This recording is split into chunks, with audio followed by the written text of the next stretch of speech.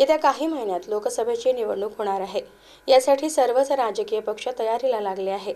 चंद्रपूरचे खासदार बाळू धानोरकर यांच्या निधनानंतर मागील 8 महिन्यांपासून चंद्रपूर लोकसभेची जागा रिक्त आहे।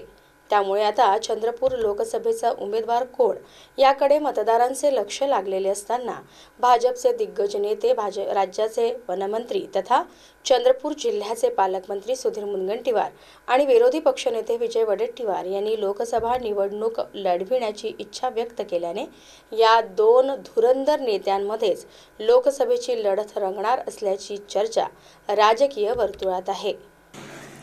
नाही असे हे पक्षश्रेष्ठी जर म्हणत असतील तर नकार देण्याचं काही कारण नाही। शेवट पक्षांचा आदेश हा मान्य असतो, सर्वमान्य असतो।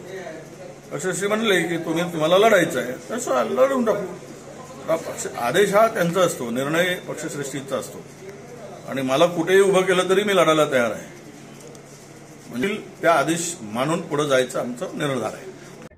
पक्ष जो आदेश देईल त्याला नाही म्हणणं हे काही कार्यकर्त्याचं लक्षण नसतं।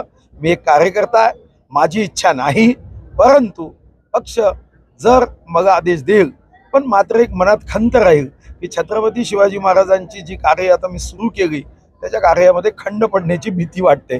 वाघनख 4-5 मेगा येणार आहे आणि तेव्हा मग मी नसेल तर योग्य नाही। थँक्यू।